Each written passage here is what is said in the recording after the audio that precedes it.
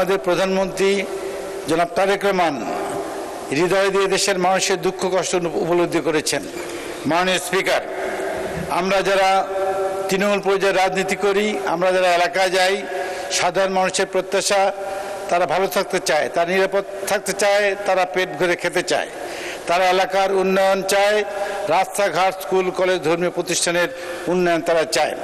এই দিকগুলো বিষয় রেখে একটা গণতান্ত্রিক রাষ্ট্রে যে মানুষের মৌলিক অধিকার, যেটা রাষ্ট্রের করার কথা, অন্ন, বস্ত্র, শিক্ষা, স্বাস্থ্য, বাসস্থান, এই বিষয়গুলি সামনে নিয়েছেন আমাদের অর্থমন্ত্রী জনাব আমি খুশি মাহমুদ চৌধুরী সাহেব। মাননীয় স্পিকার, আমাদের নেতা জনাব তারেক রহমান, যিনি নির্বাচন আগেই প্রতিশ্রুতি দিয়েছেন যদি বিএনপি ক্ষমতায় আসে তাহলে আগামী দিনে এদেশের মানুষের জন্য উনি ফ্যামিলি কার্ড, কৃষক কার্ড, হেলথ কার্ড, খেলাধুলার সামগ্রী এবং খেলাকে পেশা হিসেবে গণ্য করা, কারিগরি শিক্ষাকে মর্যাদা দেওয়া, খাল খনন কর্মসূচি, বৃক্ষরোপণের কর্মসূচি, এই কর্মসূচিগুলো বাস্তবায়ন করবেন। আপনারা নিশ্চয় লক্ষ্য করেছেন আমাদের নেতা জনাব তারেক রহমান ইতিমধ্যেই এই কর্মসূচিগুলো বাস্তবায়ন শুরু করেছেন এবং বাজেটে এর জন্য বরাদ্দ রাখা হয়েছে। মাননীয় স্পিকার, আমরা শহীদ জিয়ার আদর্শের সৈনিক। আমাদের নেতা জনাব শহীদ রাষ্ট্রপতি জিয়াউর রহমান দল গঠন করার পর মাত্র 3.5 বছর জীবিত ছিলেন। উনি এই 3.5 বছরের জীবিত সময়, সেই সময় অনেকে বলতো যে জিয়া মাইনাস, বিএনপি মাইনাস, কিন্তু আজকে শহীদ রাষ্ট্রপতি জিয়াউর রহমানের শাহাদত বার্ষিকীর 45 বছর অতিক্রান্ত হয়েছে। এই 45 বছরও মানুষের হৃদয় থেকে শহীদ রাষ্ট্রপতি জিয়াউর রহমানের নাম মুছে ফেলা যায় না। প্রিয় ভাইয়ের আমার, এর কারণ শহীদ রাষ্ট্রপতি জিয়াউর রহমানের নেতৃত্বে নিশ্চয়ই কোনো জাদু ছিল। সেই জাদু ছিল শহীদ রাষ্ট্রপতি জিয়াউর রহমানের দেশপ্রেম, সততা এবং নৈতিকতা, যার তার জীবদ্দশায় এবং তার মৃত্যুর পরেও দীর্ঘ 45 বছরেও কেউ প্রশ্ন তুলতে পারে নাই। আমরা সেই আদর্শের সৈনিক। প্রিয় ভাইয়ের আমার, আপনারা জানেন যে শহীদ রাষ্ট্রপতি জিয়াউর রহমানের শহীদ হওয়ার পর তার সুযোগ্য পত্নী আমাদের দেশনেত্রী বেগম খালেদা জিয়া, যিনি একজন গৃহবধূ থেকে দলনেত্রী এবং দলনেত্রী থেকে দেশনেত্রী পরিণত হয়েছেন আন্দোলন সংগ্রামের মধ্য দিয়ে। উনি পরপর বাংলাদেশে 3 বার প্রধানমন্ত্রী হয়েছিলেন, গণতান্ত্রিক আন্দোলন সংগ্রামের নেতৃত্ব দিয়েছিলেন। মাননীয় স্পিকার, তাদের সুযোগ্য সন্তান আমাদের নেতা জনাব তারেক রহমান, যিনি দীর্ঘ 17 বছর দেশের বাইরে থেকেছেন, আন্দোলন করেছেন, সংগ্রাম করেছেন দেশের মানুষের জন্য। উনি দেশে ফিরে এসে কখনোই আপনার বিগত দিনের রাজনৈতিক কোনো প্রতিষ্ঠার রাজনীতি উনি করেন নাই। উনি দেশে এসে বলেছেন যে আমরা সকলকে নিয়ে, এদেশের সকল মানুষকে নিয়ে, সকল দলমত নির্বিশেষে সকলকে নিয়ে আমরা একটা সুন্দর, শান্তির, আধুনিক বাংলাদেশ করতে চাই। যার জন্য বাংলাদেশে পা দিয়েই উনি বলেছিলেন উই হ্যাভ এ প্ল্যান, এবং we have a plan for the people, for the country. সেই অনুযায়ী আমাদের নেতা জনাব তারেক রহমান সাহেব রাষ্ট্র পরিচালনা করছেন। মাননীয় স্পিকার, এই বাজেটে সবচেয়ে বেশি গুরুত্ব দেওয়া হয়েছে শিক্ষা খাতে, স্বাস্থ্য খাতে, কৃষি খাতে। আমরা প্রত্যেকটা এদেশে যেগুলো পণ্য সামগ্রী উৎপন্ন হয়, প্রত্যেকটা পণ্যের কর আপনার কমানো হয়েছে এবং আমদানি নির্ভর পণ্যের কর বাড়ানো হয়েছে। এতে এদেশের নতুন নতুন উদ্যোক্তারা যারা আছে তারা উৎসাহিত হবে, এদেশের শিল্প কারখানা বিকশিত হবে, কলকারখানা স্থাপন হবে এবং আমাদের বেকার সমস্যার সমাধান হবে।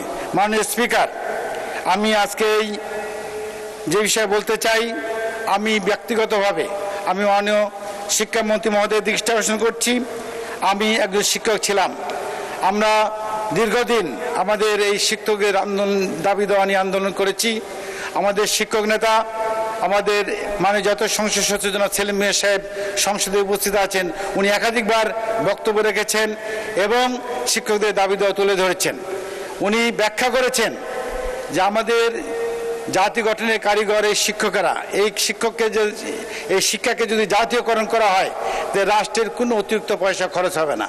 যদি অতিরিক্ত পয়সা খরচ না হয় তাহলে আমার প্রশ্ন, কেন শিক্ষাকে জাতীয়করণ করা হচ্ছে না? আজকে শিক্ষাকে যদি জাতীয়করণ করা হতো তাহলে যে প্রশ্নগুলো আসছে, আজকে শিক্ষকদের মে মাসের বেতন এখনো হয় নাই, আজকে আপনাদের বিভিন্ন জায়গায় এই শিক্ষাকে নিয়ে যে বাণিজ্য করা হচ্ছে, বেসরকারি বিভিন্ন প্রতিষ্ঠানগুলো যদি জাতীয়করণ করা হয় তাহলে অবশ্যই এই ব্যবসা বাণিজ্য বন্ধ হয়ে যাবে মাননীয় স্পিকার। তাই আমি বলতে চাই এই শিক্ষাকে জাতীয়করণ করা হোক। এবং আমি আরেকটা বিষয় বলতে চাই, কৃষিখাত নিয়ে আমাদের এই বাজেটে কৃষিখাতকে সর্বাধিক গুরুত্ব দেওয়া হয়েছে। আজকে আমরা এলাকায় গেলে যেটা দেখতে পাই যে সার সিন্ডিকেটের কারণে আমাদের কৃষকেরা বঞ্চিত হয়। যেখানে 1000 টাকার সারে বস্তা বাইরে 500 টাকা নেওয়া হয়। কাজে আমি মাননীয় প্রধানমন্ত্রী উপস্থিত রয়েছেন, কৃষিমন্ত্রীকে দেখতে পাচ্ছি না।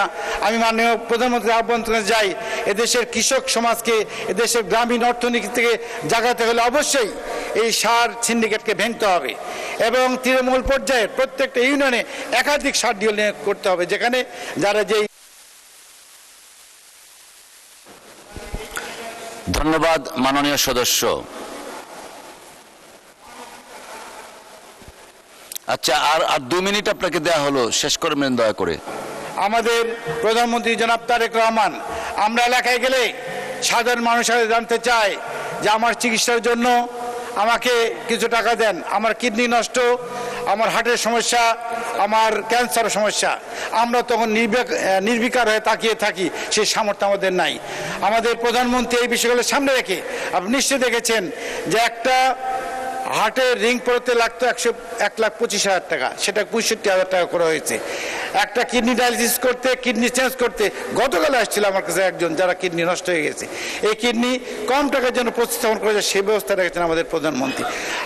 একটা আপনার এই যে কি বলে হার্ট, কিডনি এবং ডায়ালিসিস